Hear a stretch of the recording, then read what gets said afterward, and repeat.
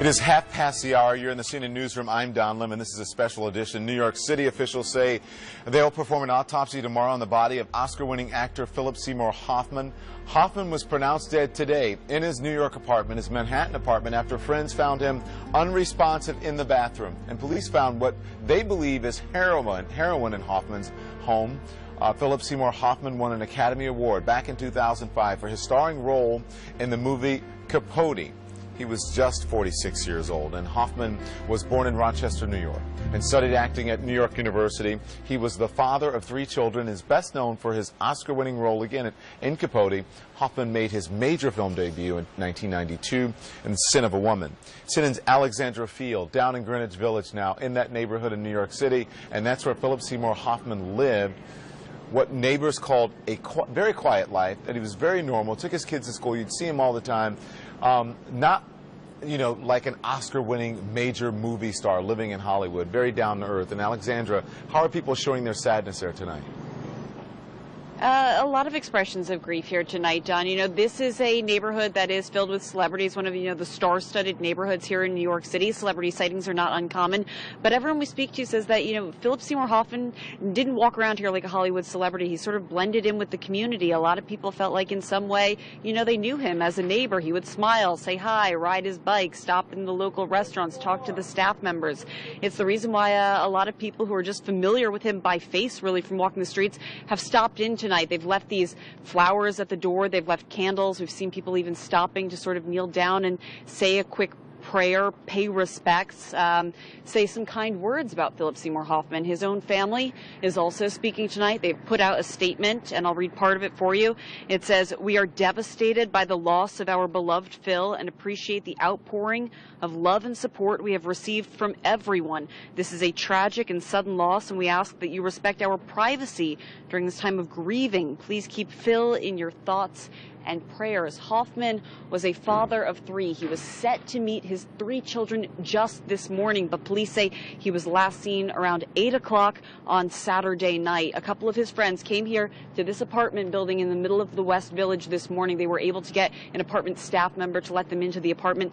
That's where they found the acclaimed actor, the father of 3. Police say he had a needle in his arm, and they believe they found heroin in the apartment. That substance is now being tested for confirmation. Don?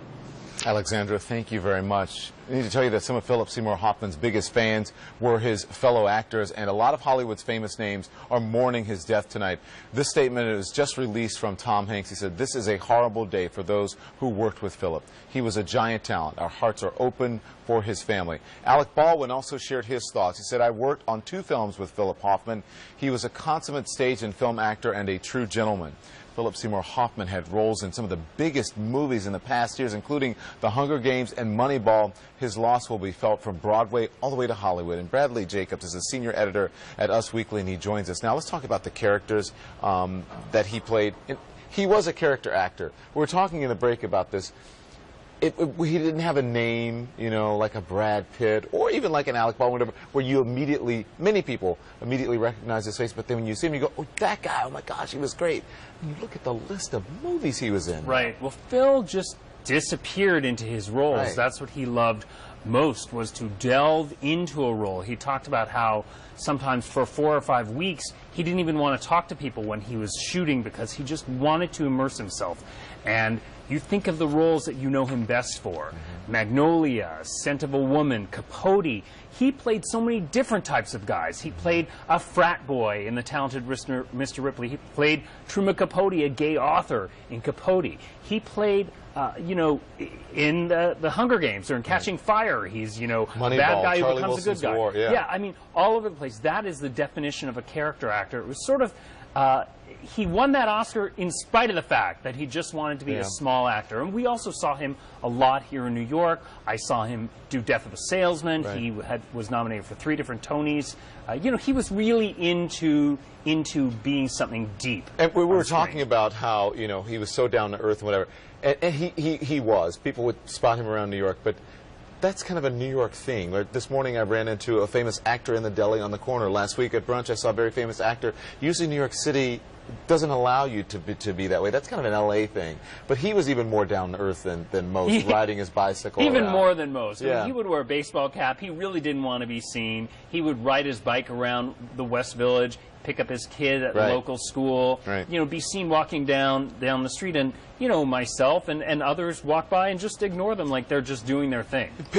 I would imagine, though, that was part of his thing, that he did not want to become disconnected from people as a character actor, and that's why he lived among people and was as normal as possible and didn't do the whole Hollywood thing. Yeah. I mean, look at him. He never dropped that weight. He never combed his hair. He didn't really want to get all buffed up and go to Hollywood. You know, did he? Never. He didn't see one big leading man role. He never, I mean, he was in, I think, one comedy, Along Came Polly, this entire 22-year career. He basically wanted to remain small. How do you think he's going to be remembered, his career? Because, again, as I said, look, you look at the movies. Sin of a Woman, Twister, Boogie Nights, Magnolia, The Talented Mr. Ripley, Empire Falls, Mission Impossible 3, Moneyball. I mean, and that's just a few of the pictures. So what do you think he's going to be remembered? He's as varied as can be. I mean, that's the definition of a versatile actor. For him to be able to handle all those movies, blockbusters, dramas, you know, playing a gay guy, playing a frat boy. He just was all over the map and very comfortable playing all those types. You work for Us Weekly. What's the deal now with Hunger Games 3, because he was shooting that in Atlanta, and now it's not supposed to be released till 2015. Yes, well, there's two more movies. There's two parts of Mockingjay, and apparently he's filmed almost everything but just a little bit, a few days left. And apparently it's not really going to change the release date. I think that the studio will be able to figure that out. Bradley Jacobs, thank you very much. We appreciate you joining us here on a Sunday night.